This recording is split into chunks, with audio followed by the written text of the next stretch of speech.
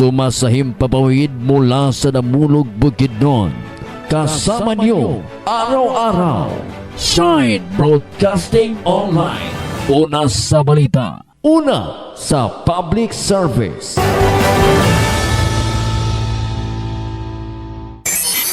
In your face, all over the place. We're online. You're listening to the hottest internet station. Shine Broadcasting Online.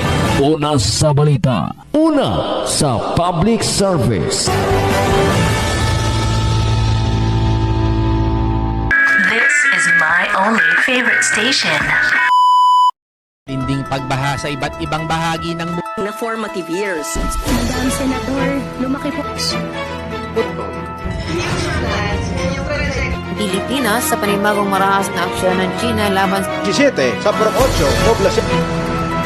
Mobile Journal numero 13, Jam Grande. Operasyon.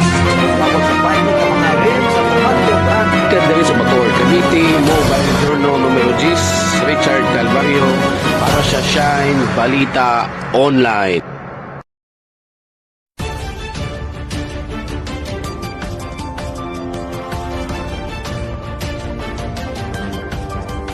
Gikan sa lawak balitanan sa Shine Broadcasting News Center. Kini ang Shine Balita. Ug karon, ania ang inyong anchorman.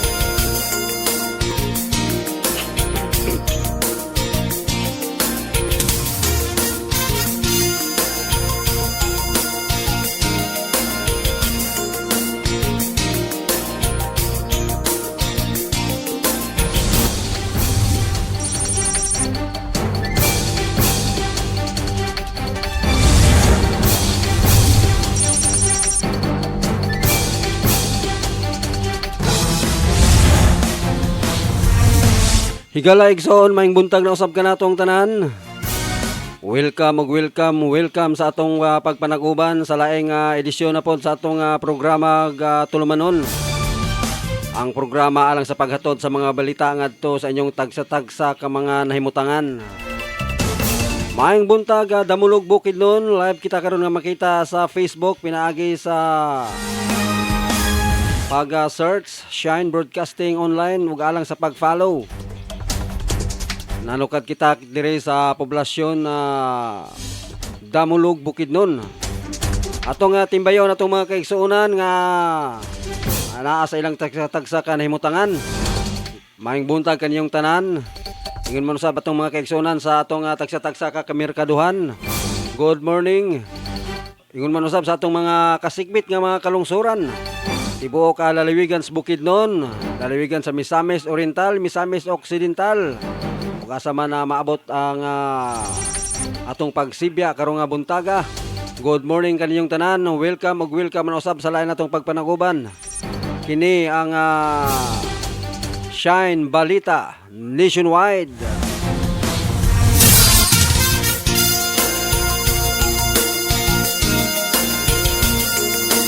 Sa ngalan sa hiniisang puwersa sa Shine Broadcasting Online, sa atong station manager Jam Grande. Ingon mo sab sa atong admin Kim Freddy Loses, sa atong chief reporter Richard Calvario. Ingon mo sab sa atong mga kaubanan sa paghatod sa mga balita, atong mga reporters nga nakad sa gawas nga bahin alang sa paghatod sa mga balita nga angayan natong masayran. Atong mga kauban sila siya Mobile Journal numero 16 Danilo Dan Pinarejo, Mobile Journal numero 13 Jam Grande, Mobile Journal numero 9 Arlene Alivio. O katong mga kauban ng mga reporter sila si Vicky Custodio, sila si Michael Ricabo. Mga kasyain, ako si Jay Firulino Gatmin, ang inyong tagapagbalita o kini ang Shine Balita Nationwide.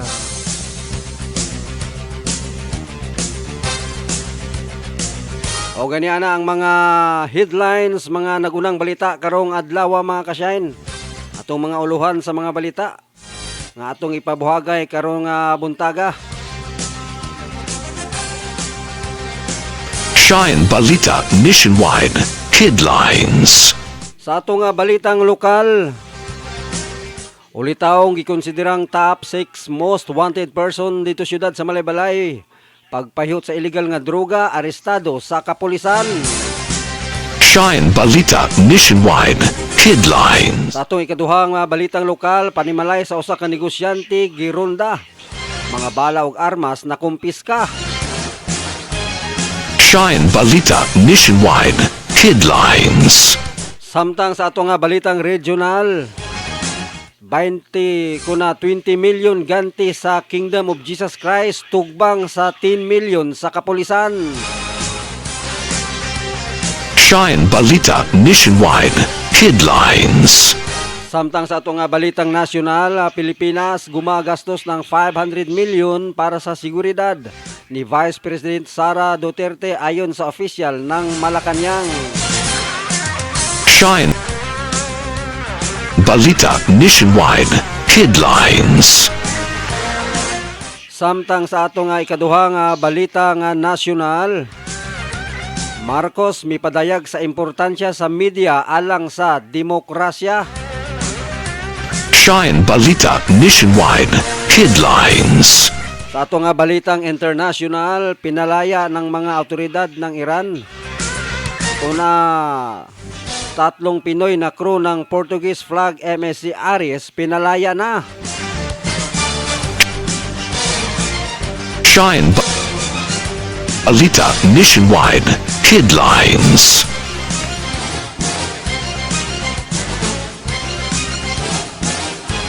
Samtang sa atong balitang sports, locker ni Kobe Bryant napalit sa presyo nga $167.6 million. Shine Balita Nationwide Headlines. Mga ka-Shine, mga kutoy mga headlines nga atong nakalap din sa Shine Broadcasting News Center. Samtang liliyon usab nato ang mga headlines sa atong mga kauban ng mga reporter sa atong mga mobile journals. Sa headlines ni Vicky Custodio, senior citizen inaresto. Aalamin natin ang balitang yan maya lamang sa pag-uulat ni Vicky Custodio. Samtang sa report usab sa atong Chief Reporter Mobile Journal numero 10, Richard Calvario, sa kanyang headlines, panulkalang mandatory ROTC training suportado ng ilang senador.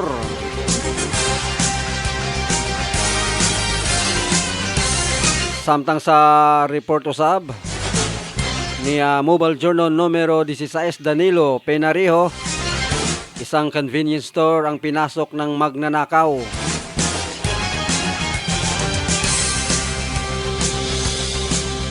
Mga ka-Shine, mga kigsunan, mga kutoy headlines, mga uluhan sa atong balita karong buntaga nga ihatod namo nganha kaninyo.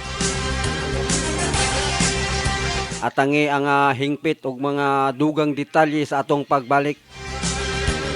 Standby kaya mubalik ta human lamang sa pipila ka mga pahinomdom.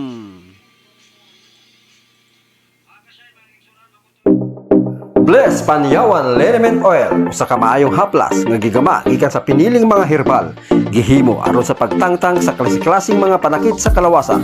Maayo alang sa may mga rayuma, varicose veins, sakit sa tiyan, sakit sa ngipon, pamaol, arthritis, butod, sakit sa ulo o guban pa. Dili ka usab daling duulan sa lamok tungod kay kini adunay sangkap nga citronella. Busayaw na pagduha-duha.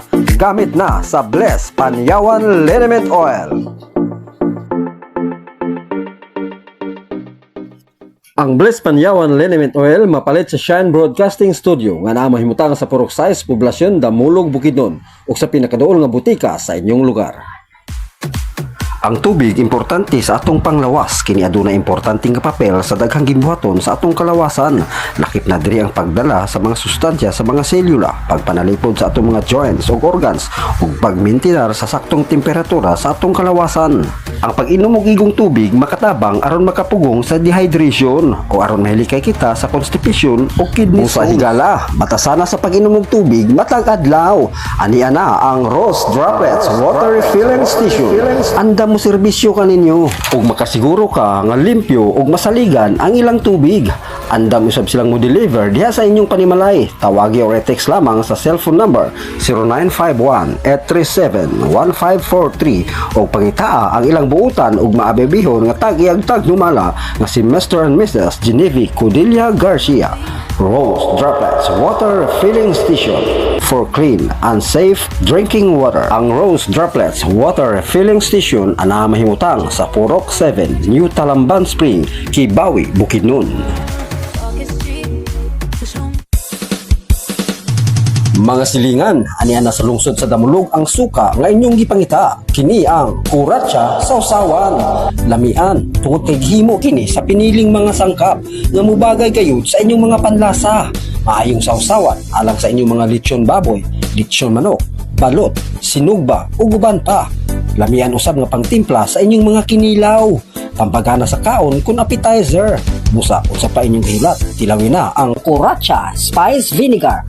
Ang suka nga lahi sa uban, i-upgrade na ang inyong mga sausawan gamit na Sa Kuratsa Spice Vinegar.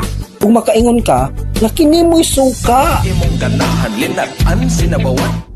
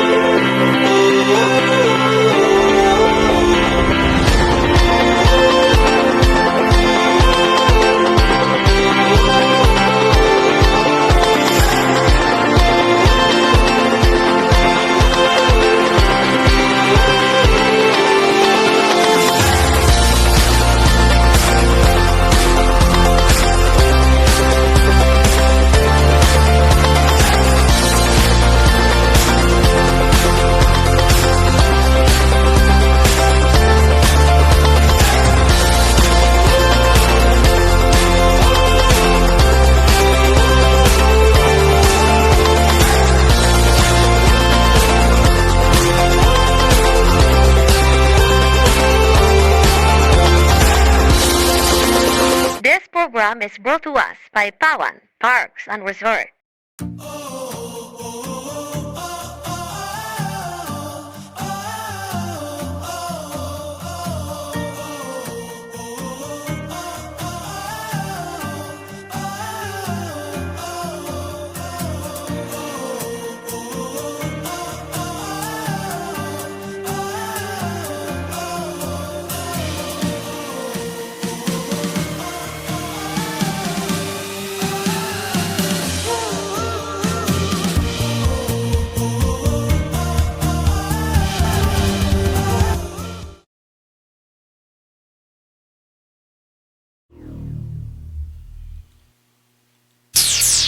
Sa buong mundo.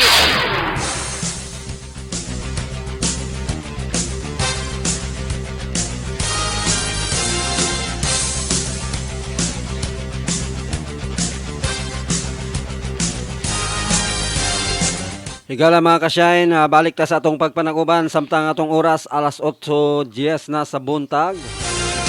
Imbayan tag maayong buntag, naka-view ko nato karon si Kintoy Lidisma. Good morning kanimo diha, Sir Kintoy Lidisma. Naot nga okay ang imong pagpinikay-sikay diha karong buntaga, Sir Kintoy Lidisma.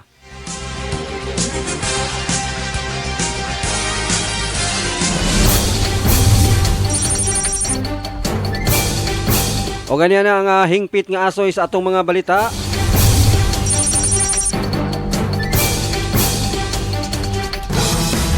Malampusong nasikop sa mga kapulisan ang usa ka ulitawong gikonsiderang top 6 most wanted person dito sa siyudad sa Malaybalay sa pagpayuhot sa illegal nga droga atol sa gihimong operasyon pasado alas 8 kaga Atong milabayng adlaw sa buntag dito sa Purok 2, Barangay Patpat ning siyudad. Ang maong ulitaw nagpangidaron og 19 anyos og residente sa susamang lugar. Gidakop ang suspek human migawas ang warrant of arrest niini sa kasong paglapas sa Republic Act nga 9165 o ang Comprehensive Dangerous Drugs Act of 2002 pinitsahan na Hulyo 24 tuig 2024. Wala matod pa piyansang girekomendar ang korte bugti sa temporaryong kagawasan sa suspek kinsa karong gibalhog sa prisuhan ning syudad.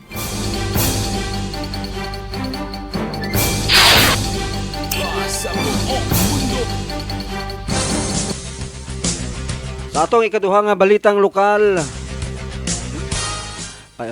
nakumpiska ang usa ka kalibre 45 nga pistola ingon man ang mga bala niini sa dihang gironda sa mga kapulisan ang panimalay sa usa ka negosyante pasado alas 11:40 kagahapon sa buntag dito sa Purok 11 Kipulot Barangay Palakapaw, Quezon, Bukidnon. Pinaagi sa gahom sa search and seizure warrant sa illegal nga paghupot og armas. Nadakpan ang usa ka 34 anyos nga negosyante ug residente sa maong lugar ug ingon man na pagkumpiska sa maong unit sa armas. Sigon sa kapulisan nga dugay na nilang ginamonitor ang lihok sa suspect ug sa dihang migawas na ang search and seizure warrant order gikan sa korte didto gikasa ang operasyon. Sa karon gikustudiya na sa Quezon Municipal Police Station ang suspect samtang ginaandam ang kasong paglapas sa Republic Act 10591 o ang Comprehensive Use of Firearms and Ammunition Regulation Act batok sa maong sospitsado.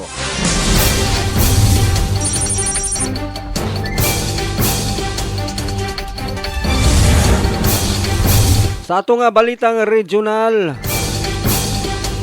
20 million ganti sa Kingdom of Jesus Christ gitugbangan kini tugbang kini sa 10 million nga ganti usab sa kapulisan.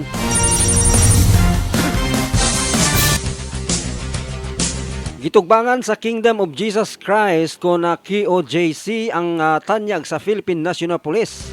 Og 20 milyones ang ganting sa lapi sa makahatag og impormasyon aron madakpan o mapatay ang spiritual advisor ni kanhi Presidente Rodrigo Duterte, Pastor Apollo Kibuloy, kinsa gipangita sa balaod tungod sa kasong human trafficking sa Pilipinas ug sa United States.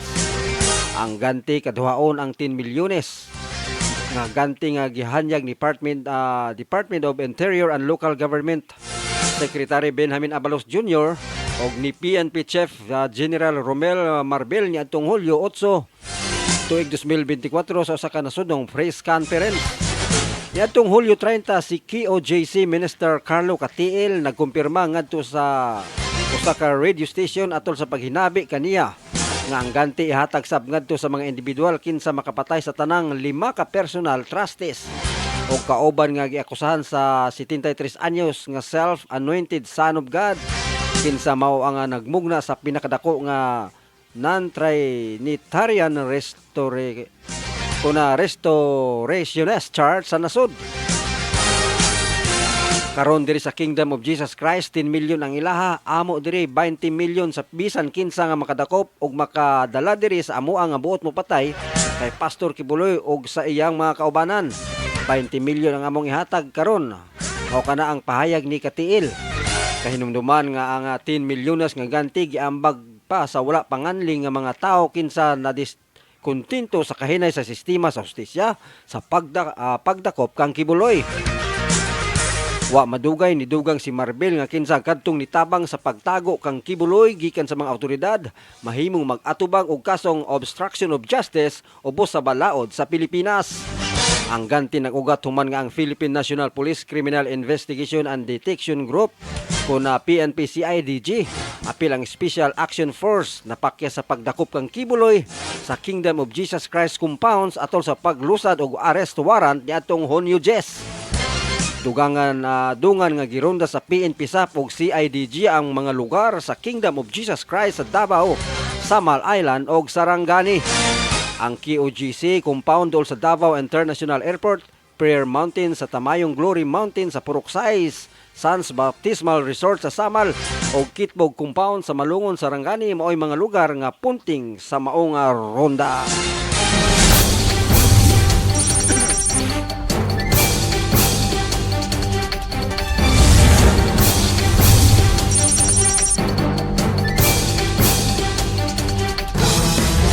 Dawaton tang usa ka report pinaagi sa atong Mobile Journal numero 16 Danilo Dan Pinareho. Sa kanyang headlines, isang convenience store ang pinasok ng magnanakaw.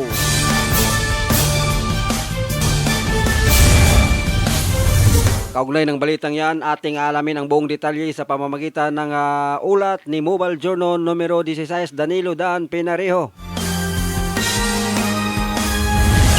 Dan. Convenience store ninakawan. Isa na namang convenience store ng Alphamart ang nilooban sa barangay Alulut, Indang, Cavite, Camacor. Dakong alas 6 ng umaga nang madiskubre ng mga empleyado na napasok sila ng mga anak. Sa salaysay ng mga staff sa pulisya nang nasabing oras papasok na umano sila sa tindahan nang napansin nilang nakataas umano ang roll-up nito. Agad silang nagtatakbo papasok at dito nila nakita sa loob na nakakalat ang mga grocery dito at nakabukas din ang back door ng store. Wala na rin ang pera na natira sa cashback at ang cellphone na gamit ng store. Sira-sira rin ang ibang mga gamit sa loob. Sa pagsisiyasat ng pulisya at sa CCTV footage na nakuha dito, bandang 1:00 hanggang 4:00 ng madaling araw nang pasukin ng mga suspect ang nasabing convenience store. Ang balitang ito ay hatid sa atin ng Bless Panyawan Liniment Oil mula sa Tansa, Cavite, Mobile Journal number 16. Danilo Pinareho nag-uulat para sa Shine Balita Online Nationwide. Maraming salamat sa iyong pag-uulat, Danilo Dan Pinareho, Mobile Journal numero 16. Sa buong mundo.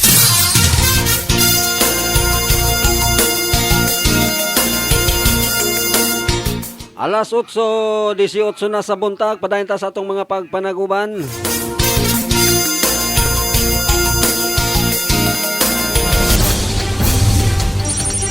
Sa atong balitang nasyonal, Pilipinas gumagastos ng 500 million para sa seguridad ni Vice President Sara ayon sa opisyal ng Malacanang.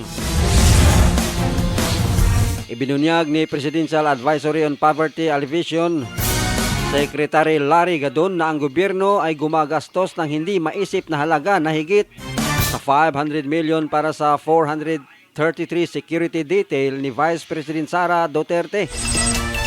Isang pahayag, sinabi ni Gadon na ang mga pundong ito ay maaring magamit ng mas mahusay tulad ng pagpapakain sa mga nagugutom at pagpapagaan sa mga mahihirap. Sinabi niya na ang marangyang paggasta para sa seguridad ng isang tao lamang ay nagtatampok sa malaking pasanin sa pananalapi na inilagay nito sa mga pundo ng publiko at kinikwestiyon ang moralidad at pagiging angkop ng naturang paggasta. Mananahimik na sana ako sa isyong ito kung hindi dahil sa katawa-tawang pagmamalabis ng isang tao tulad ni Senador Bato de la Rosa na nananawagan sa mga private citizen groups na dagdagan ang seguridad ni VP Sara na para bang may patuloy na pipintong matinding banta at panganib sa kanya. Sabi ni Gordon sa isang pahayag. Mayroon pa rin siyang 373 security personnel kahit tanggalin na ang 75 detalye ng PNP. Kulang pa ba ang 373? Sabi pa nga ng ilang tao na kapaligid sa kanya na ito ay political harassment. Wala akong laban kay Vice President Sara personally. I am just seeking justification on the issue. Ayon kay Gadon.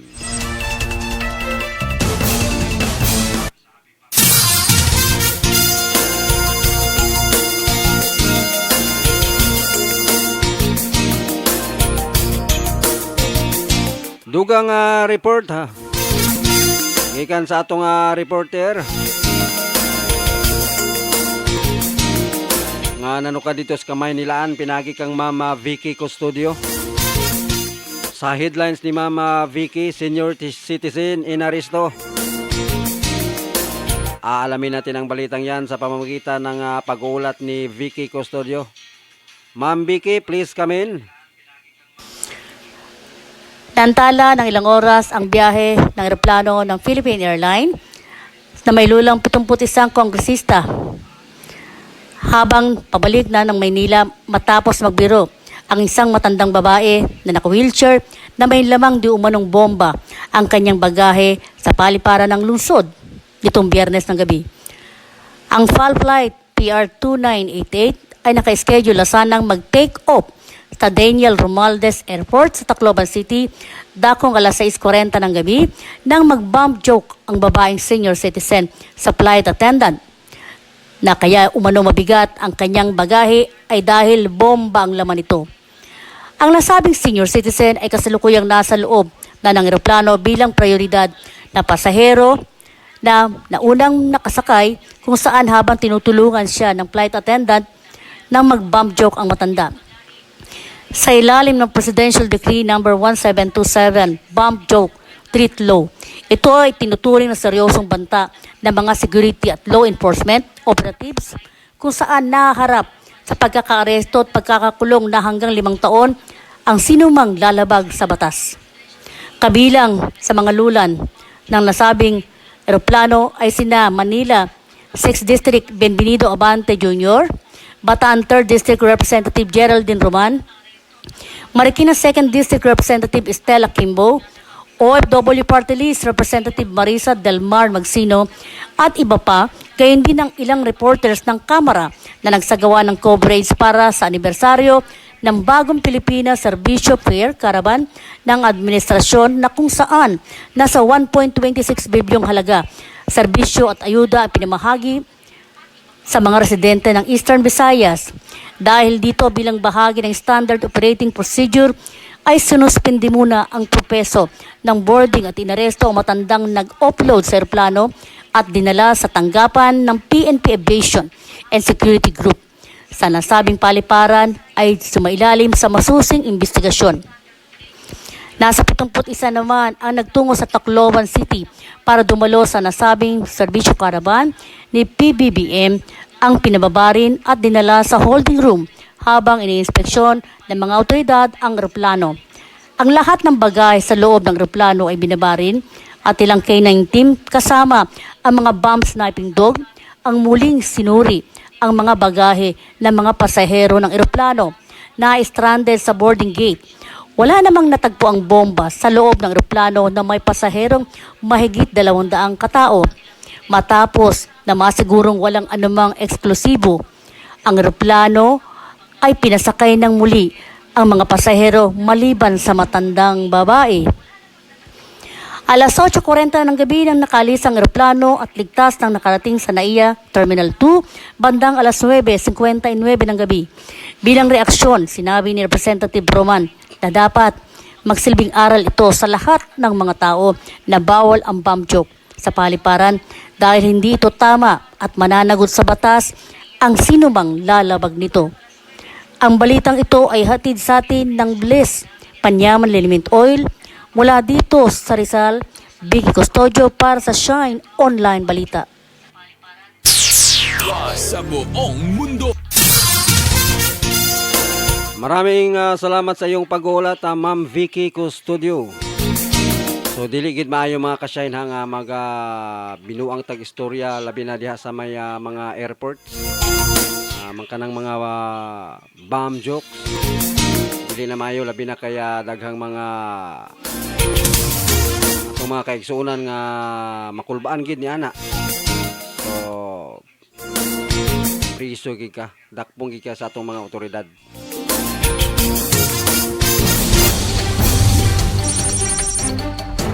Parahinta sa atong mga pagpanaguban samtang atong oras alas 8:25 na sa buntag.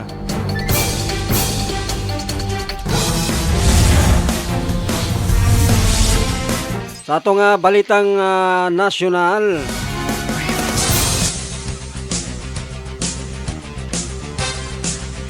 gipadayag ni Presidente Ferdinand R. Marcos Jr. ang kaminungdanon sa gawas nun nga prensa og lig-on nga media aron na mapadayong buhi og naglihok ang demokrasya sa Pilipinas.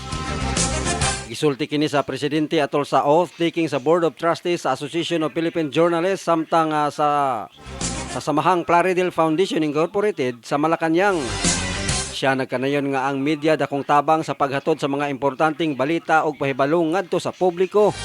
nga nagpalambo sa mahinungdanong diskusyon sa mga isyu. Nakatabang kini sa pagsiguro nga ang mga opisyal sa gobyerno sama niya mahimong manubag sa ilang aksyon pinagi sa pag-ila sa ilang mga kalampusan o pagtumbok sa ilang mga kakuwangan. Busa gipasalig sa presidente ang suporta alang sa mga media sa Pilipinas pinaagi sa pagpanalipod sa ilang kaluwasan o kaayuhan samtang nagbuhat sa ilang trabaho. Pinaagi sa Presidential Task Force on Media Security o na PTF-OMS nga naglakip sa pagmugna sa Media Safety Vanguard, operasyon sa usa ka 24/7 hotline number o paghatag og legal nga suporta. Nang hinaot si Marcos nga magpadayon ang pagtinabangay sa pag-atiman sa usa ka libre ug luwas nga palibot para sa tanang media personnel alang sa usa ka bagong Pilipinas.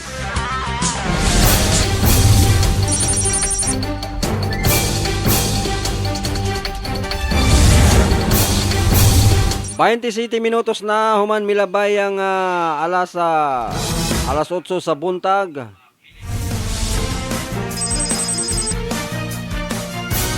Dugang pang report atong dawaton pinaagi sa atong mobile journal numero 10 ang atong hipe sa reporter Richard Calvario sa iyang headlines. Panukala nga mandatory ROTC training suportado ng ilang senador.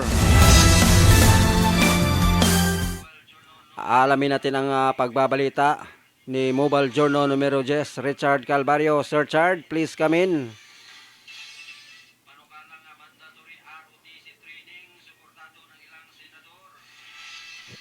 Buo ang suporta ni Senador Robin Padilla sa panukalang binubuhay sa Senado ni Senador Bato de la Rosa na mandatory ROTC training. Ito ay naglalayon na matuto ang ating mga kabataang Pilipino na mahalin ang bansa at maging laging handa na tumulong sa ating kapwa lalo na sa oras ng sakuna. Hindi lang si Senador Robin Padilla at Bato ang naghahangad na maisabatas ang mandatory ROTC training. Matatanda ang poll support din sina Senador Bongo at Senador Francis Tolentino sa panukalang inihain ng kapwa nila senador. Ang balita na to hatid sa atin ng Bliss Panyawan Liniment Oil mula dito sa Bacoor, Cavite. Mobile Journal numero 10 Richard Calvario para sa Shine Balita Nationwide. Ang bahagi ng mundo. Maraming salamat Mobile Journal numero 10 Richard Calvario. Samantong na may nigawas nga lahi nga video sa profile ni si Richard. Ay nga na ginanagi mga technical usahay nga mukalit lang abot. Labi na kay live gid kita nga nagasibya. So, dili na siya usahay matuyo mga kasyahin. Kaya kita raman isa diri nag tumbling diri sa kuan sa atong pagbalita. So, kita tanan ato atanan diri.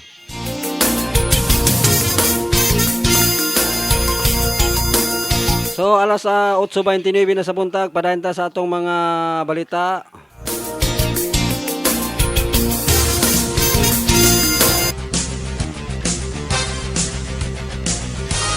Sa atong balitang international, tulo ka Pinoy crew ng Portuguese flag MSC Ares pinalaya na. Pinalaya na ng mga otoridad ng Iran ang tatlong natitirang Filipino crew member ng Portuguese flag MSC Ares na nahuli noong Abril. Sinabi ni Department of Migrant Workers DMW Secretary Hans Kakdak noong Sabado, August 3, 2024. Sa isang media forum, sinabi ni Kakdak na nakauwi na ang tatlong Filipino seafarer noong Huwebes. Agosto 1, ang nasabing barko ay nahuli ng Iranian na Revolutionary Guard sa Strait of Hormuz, malapit sa Golpo ng Oman. Noong Abril 13, kabilang sa 25, 4 na Pilipino ang mga tripulante ng barko. Isang Filipino seafarer ang pinalaya noong Mayo.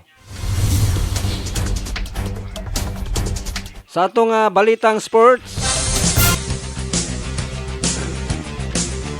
locker ni Kobe Bryant napalit sa presyo nga 167.6 million US dollar.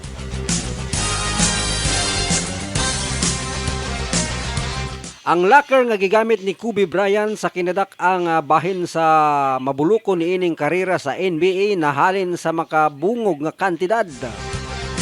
Makabungol nga kantidad. Atol sa usa ka subasta nga gipasiugdahan sa Sotheby's dito sa New York, niadtong milabayng adlaw, napalit sa usa ka Amerikanong kolektor ang maong bililhon nga handumanan ni kanhing Kobe sa kantidad nga 2.9 million kon 167.6 million pesos kung sa ato nga kwarta na siya. Dubli kini sa naunang gitag na nga presyo alang ning Staples Center locker nga gigamit ni Bryant niadtong nagduwa pa siya sa Los Angeles Lakers.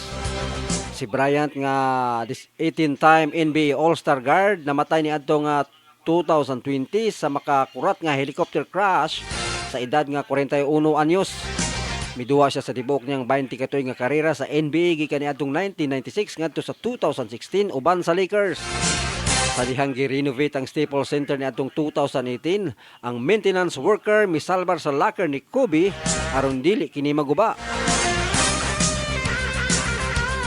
Gawas sa locker ni Kobe, gi-auction usab ang uban pang mga memorabilia gikan nilang Michael Jordan, Reggie Jackson ug Stephen Curry. So mao gato nahalin na ang locker ni Kobe Bryant dito sa Staples Center. Nahalin kini og 167.6 million pesos kun $2.9. So kulba kayo, perting mahala. Kita kung natay locker na amot lag mahalin baka bisag 20 pesos lang, di siguro na mahalin no. Pero ang locker ni Kobe Bryant nahalin ka na og 167.6 million pesos. Sa dollar 2.9 million. So mao kana ang halin sa Kobe ni locker ni Kobe Bryant. Nya kita kung natay locker nya atong ibaligya mutlag na abay mo palit nga kanang mga locker nga di nato gagamiton daghan naman nag-ok-ok.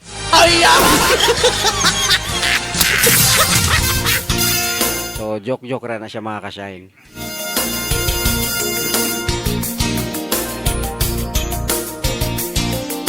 Mga kasyahin, mao katoy mga kinatibukang detalye sa atong mga balita karong adlaw nga Lunes. It's 5 bulan sa Agosto tuig 2024. Daghang salamat sa inyong pagpakiubang kanamo. Sa tanang mga naka-view karon, daghang salamat sa inyong pagtan-aw, pagsilip, paglili. O sa katong wala pa naka-follow sa Shine Broadcasting Online, i-search lamang sa inyong Facebook o i-type Shine Broadcasting Online. Tuplo ka lamang kanang nakabutang diha nga follow. Tuplo ka po kanang nakabutang diha nga like and share and comment.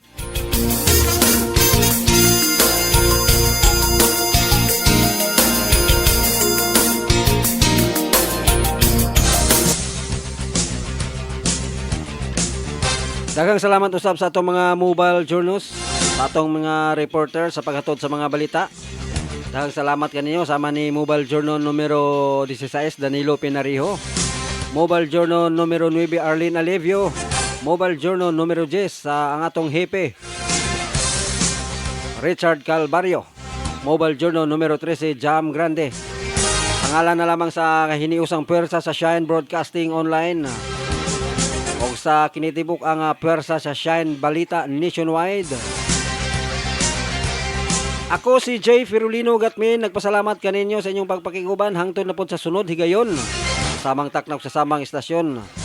Ako magaingon daghang salamat, dalaygo ng Diyos, mabuhay ang mga Pilipino, mabuhay ang Pilipinas.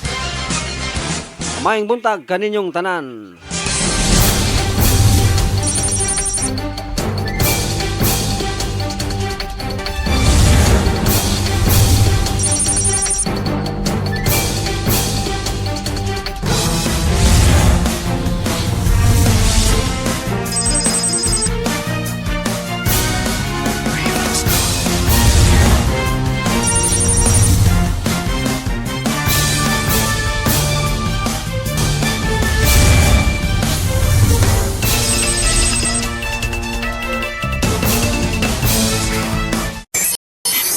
In your face, all over the place.